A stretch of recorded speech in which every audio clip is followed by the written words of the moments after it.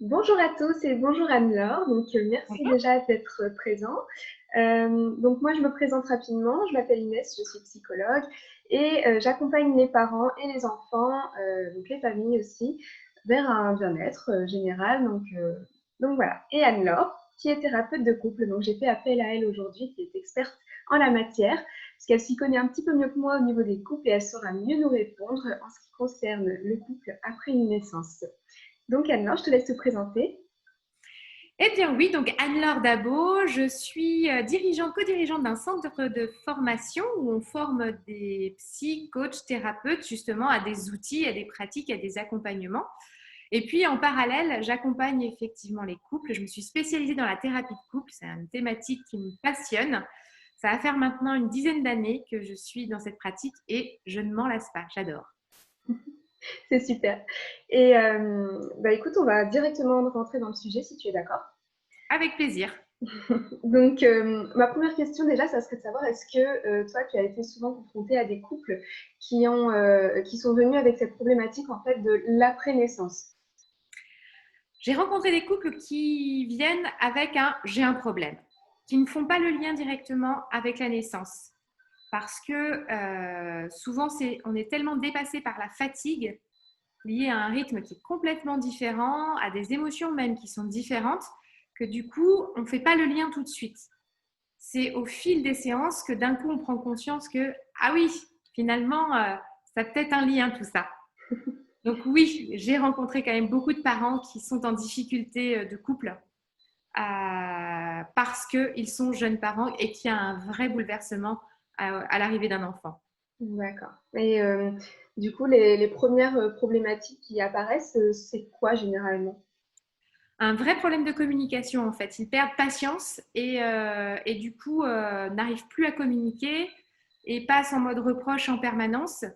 Et puis on a tellement peur de mal faire avec ses enfants, peur aussi du jugement de l'autre, que du coup, on est souvent sur la défensive. Et quand on est sur la défensive, bien souvent on attaque. Et du coup, ben voilà, les disputes arrivent et elles s'intensifient avec le temps. Et puis du coup, le bébé pleure. Et puis du coup, on perd pied, on ne sait plus quoi faire.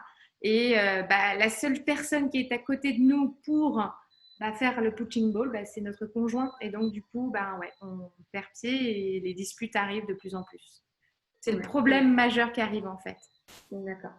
Et dans ces cas-là, est-ce que toi, il y a quelque chose que tu recommandes à ces parents qui sont un peu débordés et en panique dans cette situation? Eh bien déjà, on respire. Prendre le temps de respirer, de se dire, OK, c'est pas grave. Une chose après l'autre, de vraiment se dire que déjà de prendre conscience que cette période de vie, elle est compliquée dans le sens où on va être amené à vraiment se dépasser sur le plan physique, émotionnel et psychologique. Parce que oui, on va avoir des nuits beaucoup plus courtes. Oui, on va devoir être présent et oui, un bébé, ça pleure. Et oui, notre rythme, il est chamboulé, mais que pour autant, ça va bien se passer. Une journée après l'autre. Et puis petit à petit, forcément, un enfant grandissant, il va devenir de plus en plus autonome. Et nous-mêmes, on va commencer aussi à le lâcher prise et à retrouver un rythme. En fait, on co-construit avec l'enfant un rythme commun.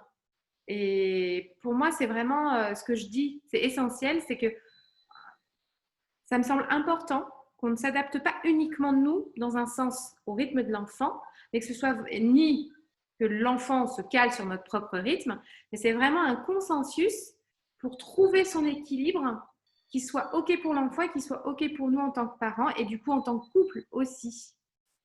De penser à prendre des temps à deux, même si c'est pas évident parce que bébé, surtout quand il est petit, on n'a pas vraiment envie de le laisser en garde. Sauf que ces moments-là, ils sont essentiels et qu'on en a besoin parce que, avant tout, un couple, c'est une équipe et il faut savoir conserver le lien. Et pour conserver le lien, il faut avoir ces moments à deux, même si on a du mal à lâcher bébé. Il faut trouver le moyen d'y arriver. Et même si c'est une heure, c'est déjà ça en fait. On a tendance à se mettre des objectifs parfois un peu trop longs. Par exemple, souvent les parents me disent oui, c'est vrai que ça fait longtemps qu'on n'a pas fait une soirée au resto. Oh là là, mais n'allez pas si loin. Déjà une heure, c'est bien. Si vous avez du mal à laisser votre bébé en garde, déjà 1 heure, c'est juste génial, quoi. Oui, en C'est fait, aussi montrer qu'on donne aussi pour le couple. Et ça, c'est important. Ouais, ouais, ouais. Donc, c'est vraiment de créer des moments de complicité, de partage, en fait, de se rappeler aussi ce qu'on était avant d'avoir un bébé et avant d'être parent. Exactement. Ouais. Et est-ce que c'est arrivé aussi qu'il y ait des parents qui viennent, alors surtout des mamans, parce qu'elles avaient complètement perdu confiance en elles après un accouchement et donc qui avaient peur du regard de leur mari sur elles ou de leur conjoint? Oui, ça arrive assez fréquemment en fait. Parce que là, encore une fois, hein, bouleversement hormonal, il se passe 36 milliards de choses dans le corps d'une femme après l'accouchement. Sans compter que les hormones travaillent toujours parce que y a cet amour avec cet enfant qu'on a d'ailleurs eu dans notre ventre pendant 9 mois.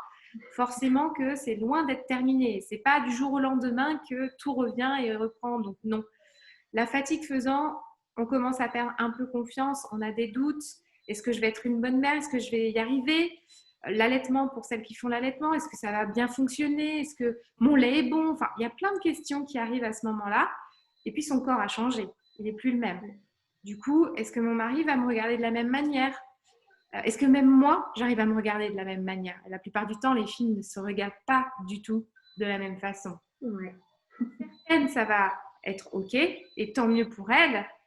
Mais pour beaucoup, majoritairement, les femmes, quand elles se regardent, elles ne voient que ce qui ne va pas. Les vergetures pour celles qui ont eu des vergetures, le bassin qui s'est élargi, pour celles qui ont eu une césarienne, la trace de la césarienne. Enfin bref, là, le regard sur soi, il est complètement perturbé. Et du coup, ça engendre un manque de confiance et même parfois un manque d'estime et d'amour de soi.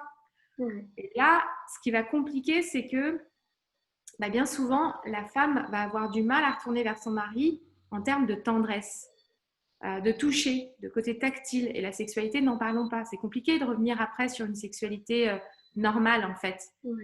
En tout cas, de la sexualité qu'on a connue avant. Et dans ces cas-là, hein, je leur dis, voyez ça comme une évolution, en fait. La sexualité dans un couple, elle n'est jamais la même. Elle évolue en permanence. Et c'est en parlant, en exprimant, qu'on la fait évoluer, en fait. Et à ce moment-là, on va parler de cette image justement qui est déformée et qui parfois impacte notre sexualité. Parce que si on a un problème avec son image, c'est un peu moins facile d'aller vers l'autre pour avoir une sexualité épanouie. Donc, oser exprimer, oser dire, ouais, là, je me sens pas, j'ai besoin de toi en fait. Là, je me sens pas jolie, j'ai l'impression qu'on voit que mes grosses cuisses, que mon ventre, que mes hanches. Et voilà, et lui, il va vous dire, non, n'importe quoi, t'es très belle, ma chérie. C'est tout à fait ça. Dans le meilleur des cas. D'accord, oui, oui. Mais c'est vrai que en fait, c'est quand même beaucoup la maman qui, enfin, j'ai l'impression, oriente un peu le couple à cette période-là, parce que dans le sens où ça dépend de comment elle se sent aussi, elle, dans son corps, dans sa façon de se sentir maman. Et est-ce que je suis juste une maman ou est-ce que je suis aussi une épouse, une conjointe? Qu'est-ce que j'ai? Enfin, je pense que c'est toute cette quête d'identité, mais même aussi le papa qui se cherche au final, parce qu'en fait, c'est aussi un changement d'identité. Et donc, je pense que vraiment l'évolution peut avoir un impact sur le couple aussi, puisque les deux personnes changent. Donc, comment changer dans le même sens, en fait, pour être sûr de rester sur la même voie? Est-ce que c'est C'est possible un d'ailleurs? repositionnement et on n'est pas obligé d'être sur la même voie, c'est un repositionnement. À partir du moment où chacun se sent hyper à l'aise dans sa position, ça peut être dans des sens un peu différents, ça ne gênera pas en fait. Ça peut même être très complémentaire au bout du compte. C'est vrai. Mais l'idée, c'est d'être OK avec le positionnement qu'on prend. Parce que oui, effectivement, le papa, il n'a pas porté de bébé. Donc déjà, il y a une part de frustration. Il n'a pas non plus accouché. Donc, il ne peut pas toujours tout comprendre. Et du coup, c'est hyper frustrant pour un homme, en fait. Ouais. Voilà, il est là, le bébé. Du jour au lendemain, voilà, il est là. Qu'est-ce que je dois faire? Est-ce que je peux le prendre? Est-ce que je peux pas? Est-ce que voilà, il a vraiment beaucoup de mal à se positionner. Donc le temps de caler tout ça en fait, et c'est par la communication. Il n'y a pas de secret, hein, c'est par la communication que chacun va réussir à trouver sa place où il se sent le mieux. Et pour ça, c'est voilà de dire, moi par exemple, quand tu fais ça, je suis pas hyper à l'aise, ou alors quand tu t'occupes un peu trop du bébé. Voilà, moi, ça me gêne. Je partage un exemple de ma propre histoire, du coup. Ouais. Donc moi, j'ai 2 enfants qui aujourd'hui, l'un a 17 ans, l'autre a 13 ans. Mais il y a une dizaine d'années en arrière, justement, quand j'ai créé mon entreprise et le centre de formation avec mon associé Cécile Neville, et ben, au début de l'entreprise, on a pris parti, parce que c'était un choix de notre part, de faire beaucoup de déplacements pour se faire connaître, pour mettre en place l'entreprise, etc. Du coup, c'était un choix, mais qui avait des bénéfices et qui avait aussi des choses moins agréables, on va dire. Et dans les choses moins agréables, c'est que la nuit, quand un de mes enfants se réveillait, j'entendais papa et pas maman. Mmh. Ouais. Quand des enfants avait besoin de quelque chose, c'était papa et pas maman. Mais parce que maman n'était pas toujours présente, en fait. Et même si j'acceptais que c'était mon choix qui avait amené à ce constat, il y a eu un moment donné, en fait, où j'ai parlé avec Cyril. Donc, Cyril, c'est mon mari. Et je lui ai dit, écoute, en fait, là, ça me va plus. Je me sens pas bien, en fait. J'aimerais aussi entendre de temps en temps et que ce soit un peu plus équilibré. Donc, j'ai conscience qu'il faut que je sois un peu plus présente. Mais est-ce que tu veux bien m'aider aussi pour ça? Parce que ça va pas être facile pour moi. Et du coup, en équipe, on a réussi à repositionner tout ça et à faire en sorte que à la fois lui et à la fois moi, on se sente à l'aise dans tout ça. Ouais, mais c'est top. En fait, c'est vrai que ça peut aussi être un défi finalement de se dire ensemble, bah tiens, il y a ce problème chez moi, est-ce que tu veux bien qu'on y travaille ensemble? C'est vrai que, en fait, je me dis, est-ce qu'on ne peut pas laisser la place à l'autre s'il n'en a pas assez? Parce que j'ai remarqué quand même que des fois, il y a beaucoup de mamans qui ont du mal à laisser leur bébé au papa et qui du coup, voilà, se sentent très très proches, et fusionnés, ce qui peut se comprendre, et qui ont des fois du mal à le laisser. Enfin, moi personnellement, j'ai pas trop de mal avec ça. Je laisse complètement mon mari faire ce qu'il a envie de faire, etc. Enfin, je lui laisse s'en occuper sans problème. Et c'est vrai que du coup, ça se passe super bien parce que à la fois lui et moi, on se sent bien quand moi, j'en peux plus, je suis fatiguée et tout ça, je peux me reposer sur lui, il peut s'en occuper sans problème. Et en même temps, lui, de son côté, il me fait confiance aussi. Quand il va travailler, je m'en occupe, etc. Enfin bref, on trouve quand même un équilibre. Et le week-end, il en profite un peu plus vu qu'il est là. Et voilà, on trouve notre rythme. Mais ce qui est sûr, c'est que moi, j'ai trouvé ça important de lui laisser sa place. Et surtout qu'il n'y ait pas comment dire, une sorte de déchirure. Enfin, la maman et le bébé et le papa. Je voulais vraiment Oui, que ça soit tous les trois, quoi. c'est ça. C'est une cellule familiale, en fait. Et vraiment, et les parents ont un vrai rôle d'équipe dans tout Ouais. ça. Mais oui, ça se comprend, hein. Et est-ce que tu as un conseil, par exemple, parce que je me dis, est-ce qu'on peut avoir du mal des fois à partager entre guillemets son amour entre le bébé et son conjoint? Dans un premier temps, c'est d'accepter qu'on n'aime pas les gens et les personnes, même dans sa famille, de la même manière. Ouais. Déjà, quand on accepte ça, ça met moins de pression. J'ai 2 enfants, je les aime de manière très différente, l'un et l'autre. Et c'est simple, hein, c'est pas les mêmes. Donc c'est normal d'aimer pour des raisons différentes. Ce qui n'enlève pas ma dose d'amour, en fait. On est suffisamment apte à avoir de l'amour pour beaucoup, beaucoup de choses. Et donc, du coup, de temps en temps, et même moi, je crois que à un moment donné, j'ai eu besoin de dédramatiser un petit peu parce que moi-même, hein, j'ai connu, si je dis la frustration, etc., c'est qu'à un moment donné, j'avais l'impression, je culpabilisais parce que je sentais bien que mon amour était différent pour l'un et pour l'autre. J'arrivais pas, et c'était pas une question de mesure au final, Oui. euh, mais je sentais qu'il y avait une différence et je culpabilisais énormément. Et à un moment donné, j'essaie de comprendre pourquoi cet amour était différent. C'était tout simplement lié à mes histoires d'accouchement. Pour le deuxième notamment, j'ai eu énormément peur parce que j'ai failli le perdre à l'accouchement. Et du coup, cette peur qui a été extrême à cet instant, qui en plus avec les hormones, je ne vous dis pas, c'était concentré, a eu un impact après, c'est que du coup, j'étais hyper protectrice avec Noé. Et dans mon comportement, du coup, ça pouvait donner l'impression que j'avais une préférence pour un de mes 2 enfants. Et en fait, pas du tout. C'était pas que je le préférais, c'est que j'avais un besoin viscéral de le protéger en permanence. parce que ce souvenir était trop ancré. Donc, du coup, j'ai travaillé là-dessus pour essayer de me détacher. Puis après, j'ai compris. Bah ouais, je les aime de manière différente. Tout comme j'aime leur père de manière différente et heureusement pour mes enfants, j'ai envie de dire. Ça, c'est encore autre chose. Oui. Moi, voilà, c'est de comprendre aussi que oui, on aime les gens de manière très large et tous pour des raisons différentes. Ça veut dire que du coup, on peut aimer différemment pour des raisons différentes. Ouais. Et dans cette façon-là de s'occuper aussi de son enfant, il y a quand même aussi, je pense, un aspect s'occuper de l'autre, en fait, de son conjoint, justement. Quand on disait d'avoir des moments de complicité, d'avoir des moments de couple, euh, est-ce que c'est quand même aussi important, je pense, de ne pas négliger aussi l'autre personne, de lui montrer de l'attention, de l'intérêt, d'être attentionné envers cette personne, voilà, de faire des petites choses. Tout à fait. Alors, il y a deux choses que j'ai entendues dans ce que tu as dit. Il y a une première chose, on doit s'occuper. Alors, Oui, pour moi, oui. non, On ne s'occuper s'occupe pas de son de conjoint. mais donner de l'attention, oui. Voilà, C'est c'était ça. effectivement, on a tendance parce que, en plus, c'est tout beau, c'est tout mimi, c'est tout petit, c'est notre bébé. Et du coup, on a tendance à un peu être gaga. Et parfois, le papa peut se sentir, parce qu'en plus, il y a quand même une fusion après qui reste assez longtemps entre la mère et l'enfant.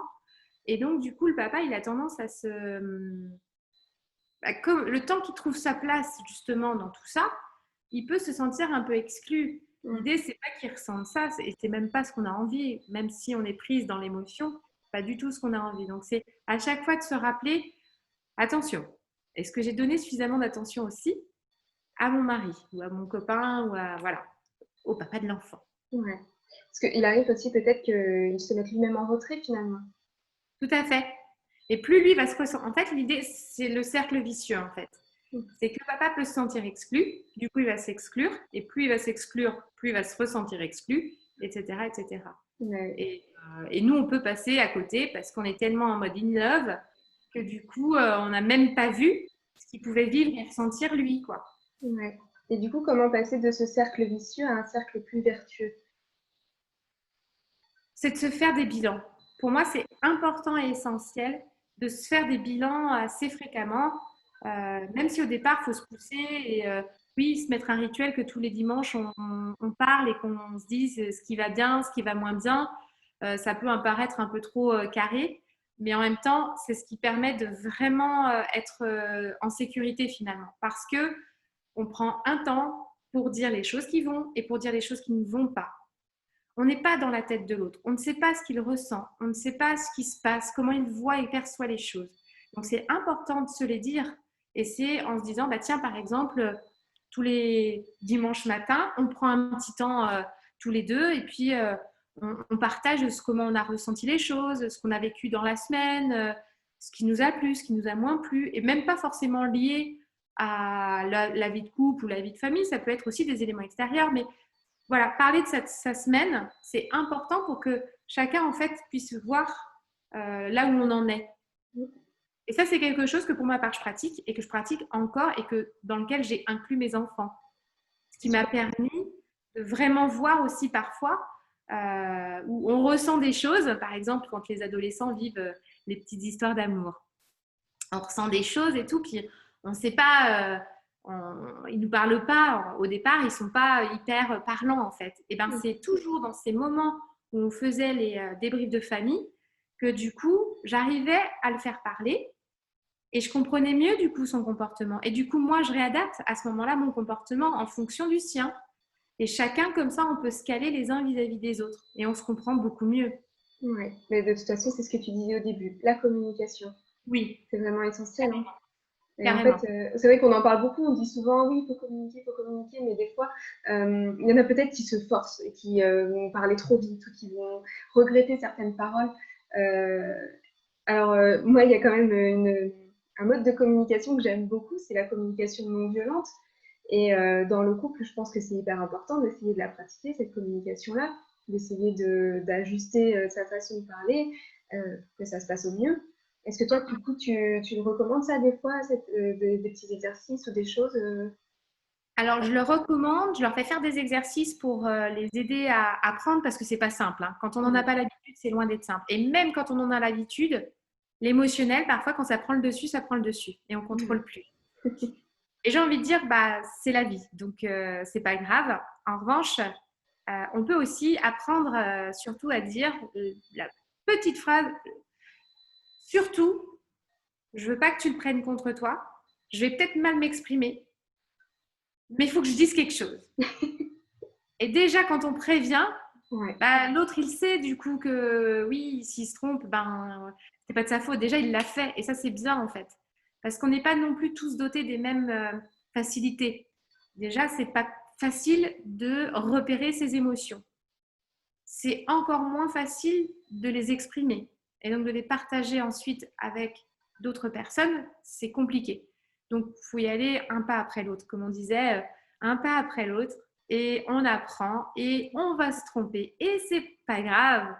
Et on a le droit aussi à la fin de dire je me suis complètement ratée, je voulais pas dire ça comme ça, je suis désolée. On a le droit aussi de le dire, même si parfois l'ego et la fierté, ça nous bloque un peu. On attend que ça redescende, on attend que l'émotion redescende, et puis on revient, et puis on dit bon, d'accord, je suis désolée. Voilà, c'est apprendre tout ça en fait. Et puis s'accorder le droit de ne pas être parfait, ça c'est essentiel aussi. Ouais. Et dans ces cas de dispute éventuellement, c'est important de toujours quand même revenir sur le sujet s'il n'a pas été complètement clos, entre guillemets. Si chacun ressent un malaise ou quelque chose, il vaut mieux quand même en reparler. Exactement. En fait, on a toujours peur que si on en reparle, ça va redéclencher la dispute. Alors que dans l'idée, en fait, c'est pas de remettre de l'huile sur le feu, c'est vraiment de débriefer ce qui s'est passé, en fait, pour comprendre pourquoi on en est arrivé à se disputer. Du coup, qu'est-ce qui s'est passé en moi? Alors, du coup, faut que ce soit redescendu, hein, parce que si on reste, il va 2 minutes après la dispute, c'est pas utile, ça va pas être constructif, donc non. En revanche, on attend que ça se passe et puis on réfléchit en fait. On se dit, mais pourquoi je me suis énervée comme ça? On ne réfléchit pas à pourquoi il s'est énervé, pourquoi il n'a pas fait la... Non, c'est pourquoi moi, ma réaction, elle a été ce qu'elle a été. Qu'est-ce qui s'est joué en moi à ce moment-là en fait? Et ensuite, on se retrouve et on explique ce qui s'est passé en soi. Et l'autre aussi va expliquer ce qui lui est arrivé. On n'en arrive pas à crier comme ça. Non, il y a des raisons en fait. Et puis, une fois qu'on comprend les raisons et qu'on les partage avec l'autre, ça permet de mieux nous comprendre et de mieux comprendre l'autre, encore une fois. Et surtout, ça aplanit en fait. Parce que si on ne revient pas dessus, on va faire grossir une espèce de colère ou une frustration et ça va prendre de plus en plus d'ampleur parce que ça n'a pas été évacué. Donc là, pour moi, les bilans après dispute, ils sont essentiels. Et c'est vrai que ça, c'est quelque chose que moi, je fais à chaque fois parce que je déteste sentir ce petit sentiment de c'est pas résolu et ça va me manger sinon de l'intérieur et voilà, je ne peux pas, je suis obligée quand même d'en reparler même si ça me fait mal au cœur. Et au final, à la fin, ça va mieux parce que je me rends compte justement, comme tu dis après coup, que c'est par exemple un manque de confiance en moi. Généralement, c'est toujours le gros truc, quoi. C'est toujours la base des disputes, on va dire. Ça vient d'un manque de confiance en soi et pas forcément dans l'autre. Et ça, c'est valable sur plusieurs thématiques. Et je pense notamment du coup à la jalousie, où je sais qu'en ce moment, en plus, tu en parles. Et, et du coup, je me dis, voilà, quand on devient maman, et justement, par rapport à cette image de soi, ce manque de confiance, on peut peut-être ressentir de la jalousie en se disant, voilà, mon mari, il va travailler, il va voir d'autres femmes, elles sont peut-être mieux que moi, elles sont pas maman, elles ont, voilà. Et dans ces moments-là, cette jalousie, elle peut nous manger, nous, en fait, de l'intérieur, et peut-être avoir un impact sur le couple. Et dans ce cas-là, comment on peut... Là, c'est simple. C'est pas la première chose à laquelle on pense, mais pour moi, ça me semble essentiel de se faire accompagner. Oui. Je travaille avec un psy, un coach, un thérapeute. C'est quelque chose que tout le monde devrait faire, en fait. Pour moi, ça me semble essentiel parce que ça nous permet d'apprendre à nous connaître, d'apprendre à nous sentir de mieux en mieux, d'être autonome pour y arriver, en fait. On apprend des exercices, on apprend des théories. Quelque part, aller voir un thérapeute, c'est presque une formation, j'ai envie de dire. Et c'est réapprendre les bases. Et du coup, parce que quand on est enfant, la confiance, c'est rare qu'un enfant manque cruellement de confiance, en tout cas jusqu'à 3-4 ans. Après, ça peut se développer par rapport à des tas de contextes qui expliquent, mais Il n'empêche qu'avant 4 ans, c'est rare qu'un enfant soit en manque de confiance. Et en fait, au fil du temps, ça arrive. L'idée, c'est de revenir aux bases, justement, de revenir à ces moments. Pourquoi à 3-4 ans, on avait confiance, en fait? Parce qu'il y avait l'inconscience qui était là, et peut-être que l'inconscience, elle peut revenir, elle a peut-être une part de place aussi pour retrouver et rééquilibrer sa confiance, etc. Donc pour moi, voilà, se faire accompagner, dès qu'on sent qu'il y a un truc qui... C'est de ne pas attendre que ça aille trop loin.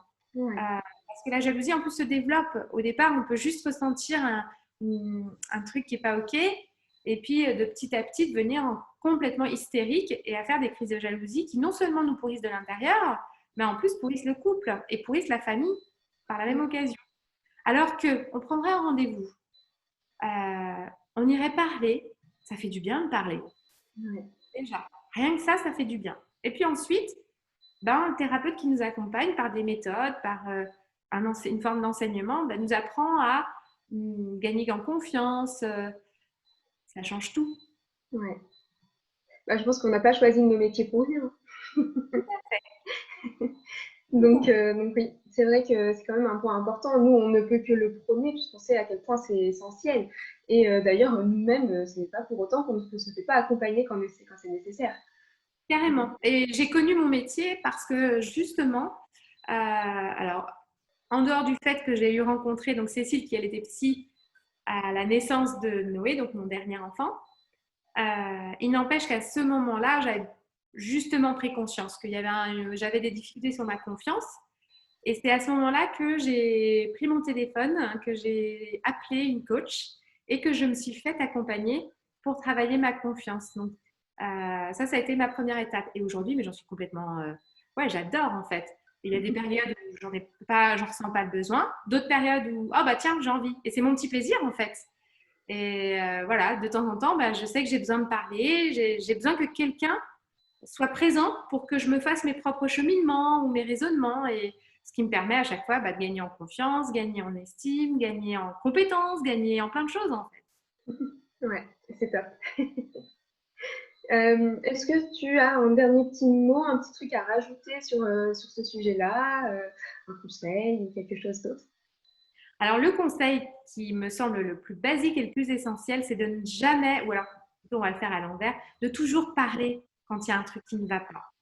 Ouais. Pour moi, c'est vraiment ça. Que ce soit une amie, que ce soit à sa mère ou à son mari, peu importe, mais parlez-en pour ne pas rester seul. Parce que le vrai fléau, c'est la solitude. Et beaucoup de mamans aussi, là, on parle des gens qui viennent nous voir en cabinet, donc on a la concrétisation, mais il y a combien de mamans qui n'osent même pas en parler et qui du coup restent dans une solitude et qui s'emmurent dans quelque chose qui est hyper désagréable. Donc du coup, non, parlez-en à n'importe qui, que ce soit vraiment même la meilleure amie, mais parlez-en. Ouais, super. Bah, écoute, merci beaucoup Anna Avec plaisir. pour tous ces conseils et toutes ces choses intéressantes que tu nous as partagées.